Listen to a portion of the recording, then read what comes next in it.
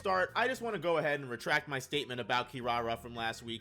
Turns out, upon further discovery on this chapter, they are not right up my alley, and although I respect their identity, I'm gonna go ahead and have to let Hakari continue keeping Kirara off the streets, because that's all his. Thank you so much for clicking on the video, I really appreciate it. Please stay till the end, and if you like the content, please like the video, comment and tell me what you liked about it, and subscribe if you want to see more content coming straight to your inbox. This week's chapter kicks right off with Panda and Megumi meeting up and discussing their plans to infiltrate the meet up with Yuji, and attempt to recruit Hakari onto their group of sorcerers for the culling games. Panda gives us our first clue into Kirara's curse technique, as he mentions he attempted to reach the monitor room before. However, no matter how much he ran or walked towards it, he never got any closer and the distance never got closed. Panda compares it to Gojo's limitless technique, which just the comparison alone shows that Kirara is a formidable opponent. It's here we also find out that Kirara is actually a man, and honestly this is our fault. An attractively dressed feminine-like character drawn by Gege? Of course it would be a man. Gege's a really progressive mangaka, I have no complaints. I mean, honestly, in this scenario, he's really checking off all the diversity boxes with this pairing. Yuji's on his way to meet up with Hakari, and he's being escorted by Kirara, who's in a great mood because Hakari is very fired up about Yuji's skills, apparently. Meanwhile, Megumi, using his 10 Shadows technique gracefully, I might add, easily able to dispatch all of the guards in the area while keeping them in the blind spots of the cameras to the monitoring room. He really handles it in impressive fashion. Meanwhile, Panda is over here doing what Panda does. You know, honestly, I really missed Panda. He really hasn't had any time to shine in the exchange event, and I really hope in the culling games he really gets to flourish as a character.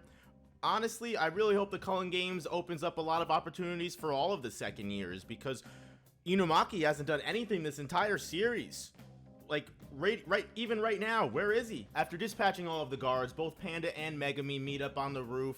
Their plan is to block the door to the monitor room to keep Kirara, Hakari, and Yuji stuck inside, so there's no way to interrupt their recruitment. Unfortunately for them, Kirara is patrolling for some reason and is able to hear Panda and Megumi coming up with their plan. They attempt to contact Hakari, and both Panda and Megumi charge at them to attempt to stop them. It looks like Panda really wasn't kidding though when he said Kirara was going to be problematic, because using their curse technique, they're actually able to send Divine Dog flying right back into Megumi with a blow of force. It looks like their curse technique has something to do with a marking system, and as everyone theorized correctly, it has something to do with their eyes. Their technique works almost like some sort of magnetism. Based off the mark that Kirara leaves on a target, they'll either be pulled or repelled in the direction of their choosing. It seems like this curse technique is going to be a rough situation for both Panda and Megumi, because neither of them really seem to have an easy way out of this situation. Neither of them might have a counter that we know of, but Panda still has a core that we haven't seen, and Megumi's very battle hardened from Shibuya, and I'm sure he's learned something, and he's going to be able to adapt. The chapter ends with Hakari and Yuji starting their conversation,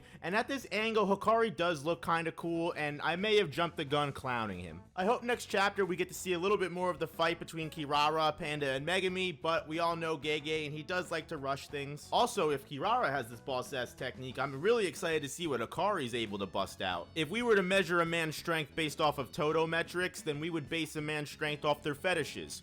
And if that's anything to go by, then this man is an absolute danger to society and Yuji, and we should be very worried. What do you guys think? Do you guys think Yuji and Hakari are about to become best fucking friends?